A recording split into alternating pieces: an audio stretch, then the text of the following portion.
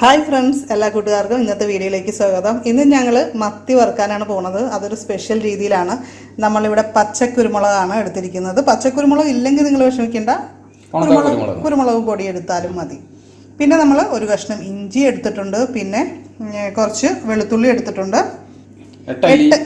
8 അല്ലി വെളുത്തുള്ളിയാണ് എടുത്തിരിക്കുന്നത്. പിന്നെ 2 തണ്ട് കറിവേപ്പില, 5 കാന്താരിമുളകും ഈ കൊളസ്ട്രോൾ പോലുള്ള പ്രശ്നങ്ങൾക്കൊക്കെ വളരെ നല്ലതാണ്. അപ്പോൾ മാക്സിമം അത്തരം കാര്യങ്ങൾ, ലേശം മഞ്ഞൾപ്പൊടി, പിന്നെ നമുക്ക് കുറച്ച് ഉപ്പ് ആവശ്യത്തിന് നമുക്കിതിൽ ചേർത്ത് കൊടുക്കേണ്ടതുണ്ട്. ഇത് നമ്മളൊന്ന് അരച്ചാണ് എടുക്കാൻ പോണത്.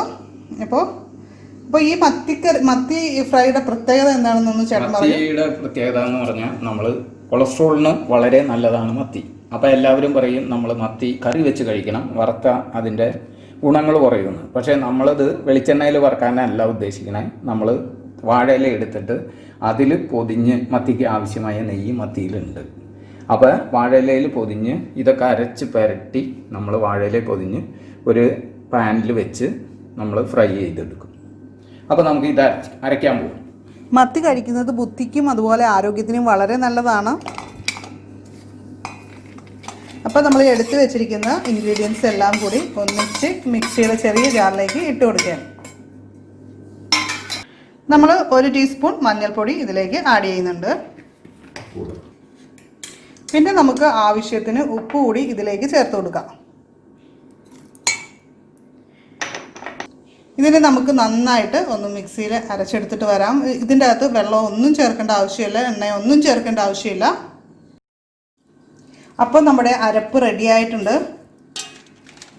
അപ്പോൾ മത്തി നമ്മൾ ഇതേ രീതിയിലൊന്ന് വരഞ്ഞു കൂടി വെക്കണം. എല്ലാ മത്തിയും ഇതേപോലെ ഒന്ന് വരഞ്ഞു വെക്കുക.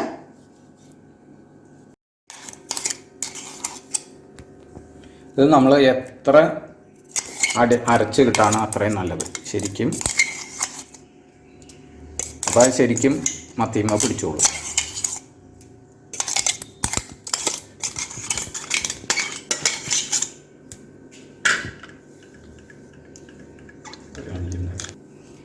അപ്പോൾ നമുക്കിതൊന്ന് മിക്സ് ചെയ്തെടുക്കാം. ഇതിനകത്ത് പച്ചക്കുരുമുളക് ചേർക്കുമ്പോഴുള്ള ഗുണം 2ആണ്. ഒന്ന്, ചാളയ്ക്ക് ഭയങ്കര മണമായിരിക്കും എന്നുള്ളൊരു പറച്ചിലുണ്ട്. അത് മാറി കിട്ടും. പച്ചക്കുരുമുളക് ചേർത്ത് കഴിഞ്ഞാൽ ആ സ്മെല്ല് ഉണ്ടാവില്ല. ചാളയാണെന്ന് തോന്നില്ല, മണമൊന്നും ഉണ്ടാവില്ല, നല്ല ടേസ്റ്റി ആയിരിക്കും. ഇനി ഇത് ഒരു 1/2 മണിക്കൂർ കൂടി ഇരിക്കട്ടെ, ശരിക്കും ഇതുമേക്ക് പിടിച്ച്. നമ്മുടെ മീൻ ഒരു വാഴയിലയിൽ എടുത്ത് വെച്ചിട്ടുണ്ട്. ഇനി നമുക്കിതൊന്ന് പൊതിഞ്ഞെടുക്കാം. മത്തിയിൽ അടങ്ങിയിരിക്കുന്ന omega-3 ഫാറ്റി ആസിഡ് ഹൃദ്രോഗത്തെ പ്രതിരോധിക്കാനും അതുപോലെ തന്നെ രക്തസമ്മർദ്ദം കുറയ്ക്കാനും ഒക്കെ സഹായിക്കുന്ന ഒരു കാര്യമാണ്. കൊളസ്ട്രോളിൻ്റെ അളവ്, അതായത് നല്ല കൊളസ്ട്രോളിൻ്റെ അളവ് വർദ്ധിപ്പിക്കാനായിട്ട് സഹായിക്കും. മത്തിയിൽ വൈറ്റമിൻ ഡി അടങ്ങിയിട്ടുണ്ട്. അപ്പോൾ നമ്മളിത് മൂടി വെച്ചിരിക്കുകയാണ്. നമ്മളിപ്പോൾ വെച്ചിട്ട് ഒരു 10 മിനിറ്റൊക്കെ കഴിഞ്ഞിട്ടുണ്ട്.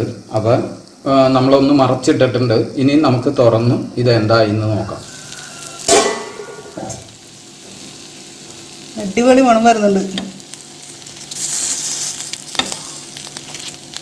ഈ വാഴയിലൊക്കെ വറുക്കുന്നതുകൊണ്ടായിരിക്കും ആ മത്തിയുടെ മണമല്ല, എന്നാൽ നല്ലൊരു, പിന്നെ നമ്മൾ കുരുമുളകൊക്കെ ആഡ് ചെയ്തതിൻ്റെ ഒരു സ്പെഷ്യൽ മണമാണ് വരുന്നത്. നെയ്യ് തിളച്ച് തന്നെ അതാണ്, ഇങ്ങനെയാണത് വേവണം.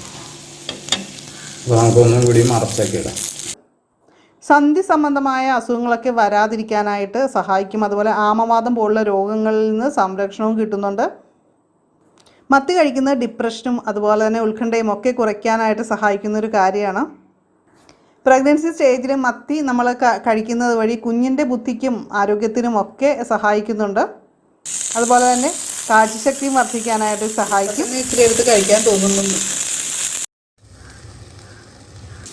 അപ്പോൾ നമുക്കിപ്പോൾ മത്തി വാഴയില പൊതിഞ്ഞത് പൊരിച്ച് ശരിയായിട്ടുണ്ട്. ഇനി നമുക്കിത് എടുക്കാം, ഒരെണ്ണം എടുത്ത് തിന്നാം.